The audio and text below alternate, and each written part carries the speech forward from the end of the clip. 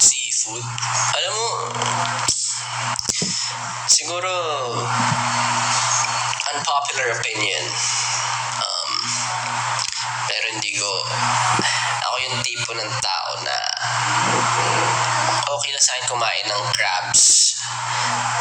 Pero hindi ko kaya tiisin yung babalatan ko pa isa-isa. Parang napapagod talaga ako. Yung mga tao usually may hilig dyan, pero ako medyo nahaselan ako. Nasasayang sa akin yung mga nasasayang sa akin.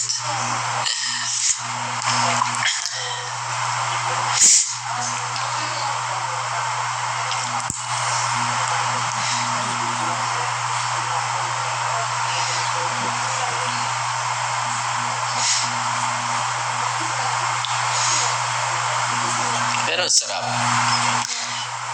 Siguro favorite ko yung may Cajun sauce tapos vinegar. Ow!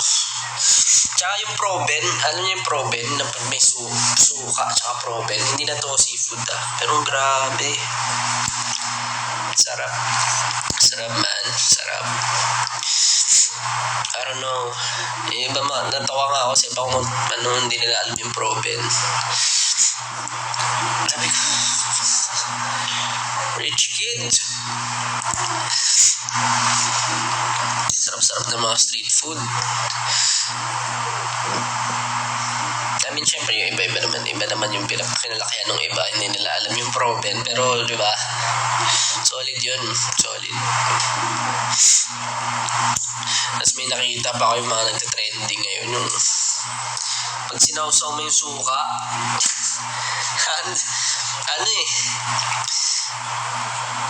na 95% sibuyas no? Awit.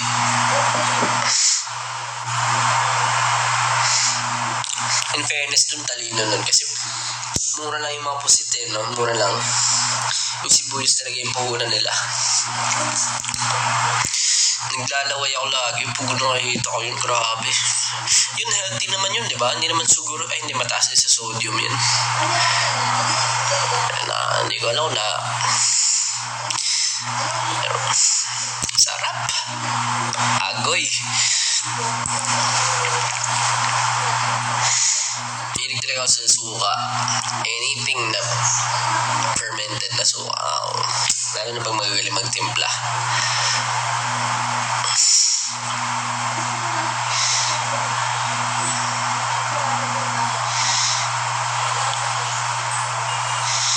Siguro yun lang. Ako, as a Filipino, okay lang sa akin lumipat na ibang bansa or what. Minsan, mag-tour ng mahaba.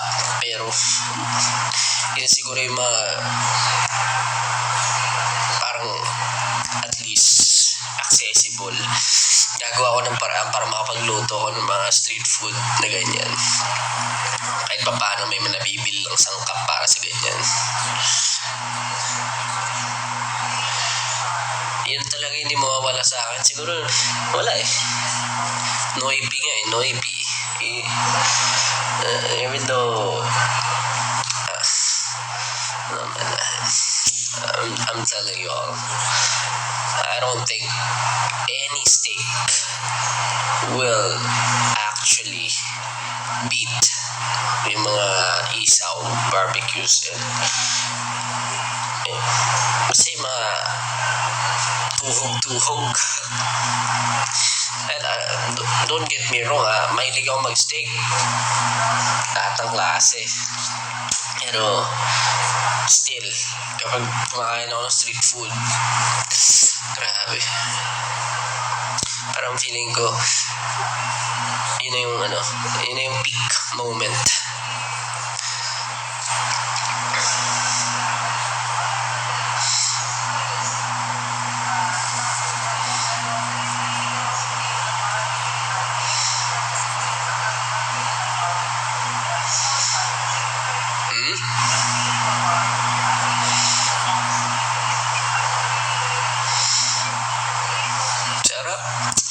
Tsaka, ang gusto ko fresh yung pagkain. Gusto kong mainit. Pag sabaw, mainit. Ayoko nung parang yun na yung luxury ko in life. Yun kailangan mainit tsaka may maanghang. So, pero pag syempre pag wala kang choice, okay lang yun. Lalo na ngayon, gira-gira na init. Let's not wish for it to happen. Pero, take care everyone. Take care. Alam nyo, ang next niyan,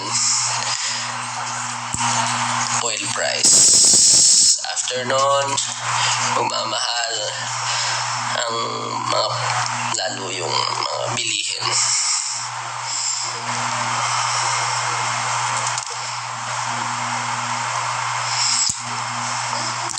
Ang masasabi ko lang,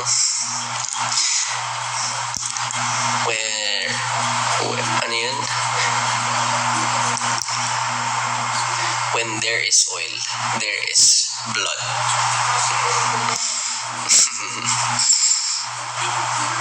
Para hindi tayo masyadong politiko.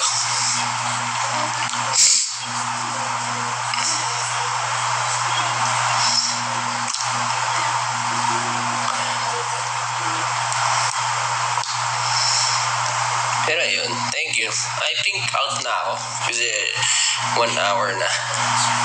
Namusta lang talaga. 1 hour na ba? Or maybe less than. But thank you. And salamat sa mga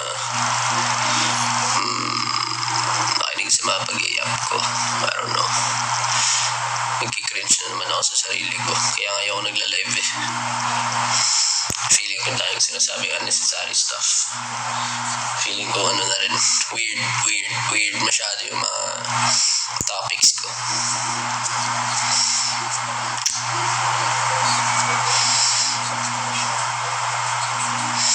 But I hope you guys are always safe. Take care of your health. See you sa wakas at simula. Ibangan nyo. I don't wanna overshare. Dami naming gagawin. Pero it's for you guys to find out. Thank you all. Appreciate it. Appreciate you all. Super. Patunayan?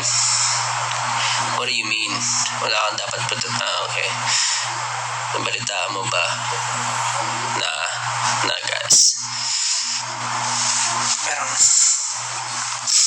Pero hindi ko kailangan i-prove kahit ano.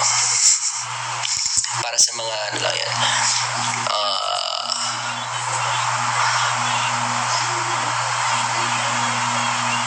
Para sa mga taong may kailangan lang yan i-try na patunayan pa. I'm done with it. Do I say more? Do I say less? Doesn't matter. Bye-bye. Don't care. Kasi yung gamitin yung account mo na yan sa hindi maganda.